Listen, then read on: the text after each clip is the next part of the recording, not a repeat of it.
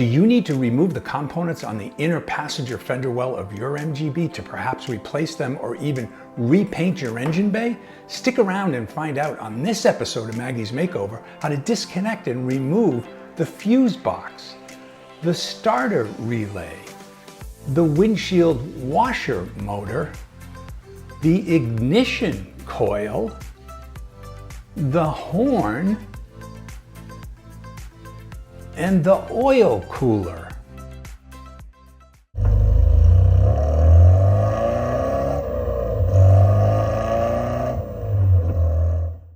Welcome to another episode of Maggie's Makeover, and I'm your host, Studio Steve. This YouTube channel is about the restoration of my beloved 1972 MGB called Maggie, who I drove to engineering school at UMass Lowell in the late 70s, took her off the road in 1982 for 40 years, and started the restoration in earnest in 2022. Now, for those of you who have been following along, welcome back. For those of you who are new to the channel, welcome aboard. Either way, please subscribe to the channel, like and share this episode so we can send Maggie out into the ether and she can make friends throughout the world. Now, if you've been following along in the channel, we've been stripping Maggie down to a rolling chassis in advance of her rotisserie restoration at British Body and Coach Works in Fitzwilliam, New Hampshire. In the month of April, Mechanic Steve was busy stripping the entire interior out of Maggie. If you'd like to see those episodes, the link to the playlist is in the upper right-hand corner. Now, in May, Mechanic Steve was focused on stripping Maggie's entire engine bay. And if you haven't seen those episodes, the link to that playlist is in the upper right-hand corner as well. Now, in our last episode, Mechanic Steve was focused on removing all of the components on Maggie's firewall. And before I forget, let's have a big shout out to one of Maggie's viewers by the name of Robin Hicks. Robin commented that the large 3x4-inch rubber grommets in the firewall behind the master cylinder and clutch cylinder can actually be removed so that you can actually undo those lines from inside the car in a much easier fashion and pull both of those components without any of the lines attached. Robin, thanks for that tip, and I'll make sure Mechanic Steve uses that when we put those components back in the car. Now, in this episode, Mechanic Steve is going to focus on removing the remaining components that are on the passenger fender well. My confidence is high in Mechanic Steve that he'll get it done, so let's head down to the garage and see how he's progressing. Hey, thanks Studio Steve for an inspiring episode introduction as always. And yes, we are coming down to the final activities on the engine bay strip. This should be the last episode, in fact. And so what do we need to do? There are a number of components here on the passenger side fender well, and those have to be removed. So let's take a look at them. There's the starter solenoid. It's a starter relay, not a starter solenoid, Mechanic Steve. The fuse box, the coil, the windshield wiper motor system, a couple of horns up front, and what you can't see is a oil cooler located right down here in front of the front grille. Now, a lot of these components have many electrical connections to them.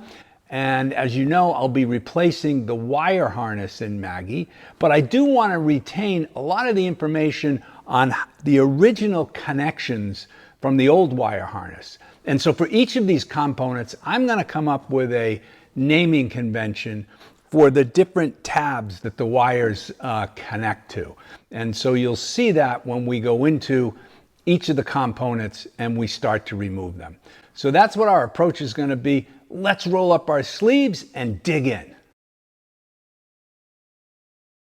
All right, let's start with the fuse box. And you can see there are a number of connections here that it entails. And there's a front and there's a rear. And if you look closely, there's two columns, one on top and one on the bottom of connection points, and there are a total of 4 of them. So from a naming convention, I'm going to say These are the front, this is the front, this is the rear, this is a top column, this is a rear column, and then I'm going to number them from the bottom up, 1, 2, 3, 4. So for example, this one back here would be the rear bottom column, row 4, while this one on the front here would be the front top column, row 4 connection. And you can see that there are no connections on some of these. I don't know why that's the case, but we'll probably find out. They're missing 2 right here, 3 and 4 on the top. And on the front, we're actually missing the front bottom column, row number 3, and then the front top columns number 2, 3, and 4. So what I'm going to do now is, and I'll do this off camera, I think you'll be bored if I made you watch through all of this, but I'm going to remove each of these and painstakingly label them with the dymo machine, and I'll be back when I'm done with that. Okay, so I have all of the wires for the fuse box actually and the starter solenoid labeled. Oh, it's a starter relay, not a starter solenoid, Mechanic Steve. Now, I know some of you are out there probably saying, geez, Mechanic Steve, didn't you get enough stickers when you were a kid? Yes, I did. I got plenty of them, but I just want to mark these because the car has been repainted and a lot of these wires have been painted over. So I think it'll be helpful to have this information. So now to remove the fuse box, there are a couple of posi drive screws right here, which we're going to take out. One on the top and then one on the bottom.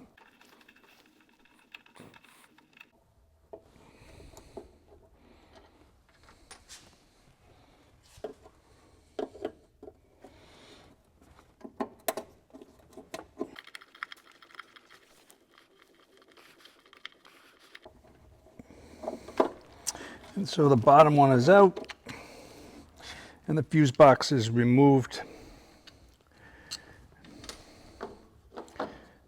And now we can move on to the starter solenoid. Oh, for the love of God, Mechanic Steve, it's a starter relay, not a starter solenoid. You're hopeless. 2 posi drive screws, one down here on the bottom.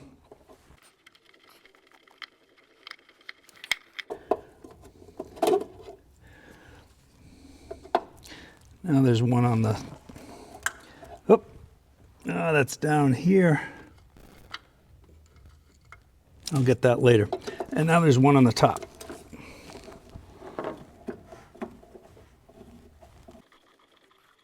And it looks like there's lock washers with each of these. That's the top one. And now the starter solenoid is out of the car. That's it. I give up. Mechanic Steve is just an idiot. Now we're going to move on to the washer motor, which is right here. And I labeled these much like I labeled the other ones. There was only 2 wires, one in the front and one in the rear. I've taken both of those off. I'm just going to cut these hoses because I'm sure I'm going to replace them. And now there are just 2 posi drive screws right here to take this out. Here's the one in the back.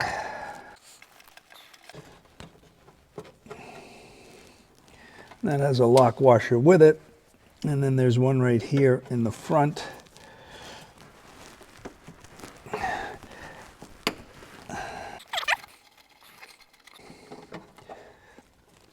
And now that's out of the car. And now let's take a look at the coil. You can see that while we were pulling the engine, I wrapped a bunch of the wires around this to get them out of the way. We're going to cut this wire tie right there. That's the speedometer cable. There's a number of connections that were in here as part of the wire harness. We're just going to let those hang down. Now the coil looks like it's got 2 wires to it. Of course, this is the spark plug lead, which is already gone. Get some better light on here. And then we've got two wires. This looks like a black white, and this looks like a, I really can't tell, a brown. I don't know. But that's the way they are. I'm going to take these off and label them. And then we're going to remove the coil. Okay, so now with the two coil leads marked and disconnected, these are two 7/16" bolts that hold this bracket and the coil within it. So we're going to remove these. See if we can spin these. And it looks like there is a P-clip for the wire harness that's on that. So it has a washer and a lock washer. And now let's get this one back here.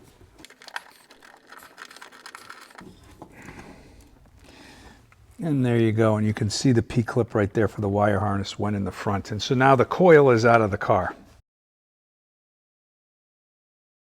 And now here's a view of the horn. There's actually only one of them. It's on the passenger side. There were two leads, which you can see right here. I just labeled them horn passenger and horn driver, for given what they are.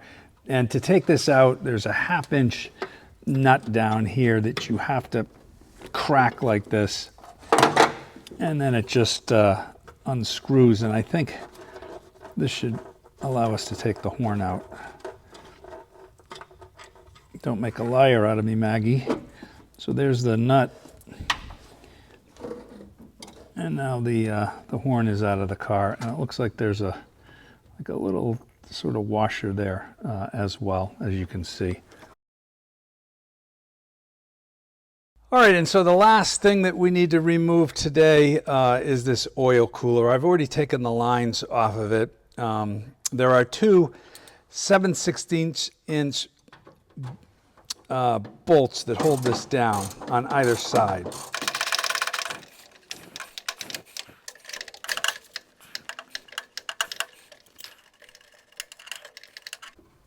Each of these has a lock washer on it.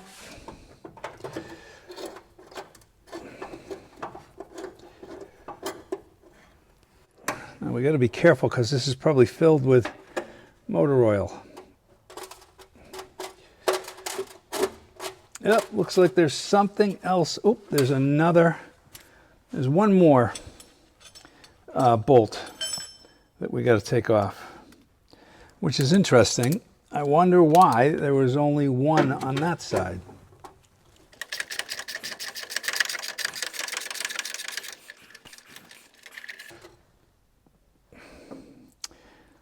Now that one's out.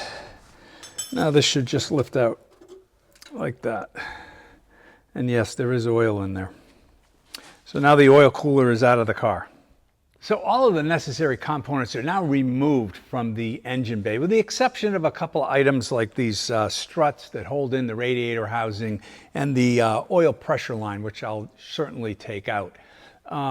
Now, as far as the wire harness goes, we can't really remove that now because it is attached to the front lights. So we're going to strip the outside of the car first before we take that wire harness out. And I know there are some of you out there laughing right now saying, hey, great job of labeling all of these wires up, Mechanic Steve. But you know, it's those wires either on this end or underneath the dashboard have to go through that tiny little hole in the firewall. And are those labels actually going to survive that process? But we're going to fight that battle on another day. We're going to look at some outtakes now, and then we're going to head back to the studio for Studio Steve's episode wrap-up. We have just probably about 4 or 5 components to remove, and most of them are on the front passenger blah, blah, blah, blah. That's not what you're supposed to say. Let's take it again.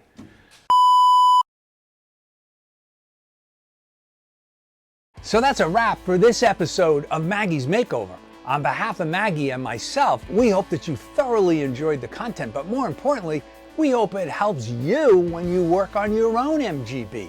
Now, although British Body and Coachworks gave us an extra month to get Maggie down to a rolling chassis, Mechanic Steve still isn't done. And so stick around for our next episode where Mechanic Steve attempts to complete this process by removing all of Maggie's chrome work from the exterior of her car. Now, for those of you who have made it this far in the video, click on this link to subscribe. For those of you who want to see a historical perspective on Maggie, click on this link. But I have to warn you, you're going to see a younger guy that looks like me. Either way, until the next episode, happy motoring.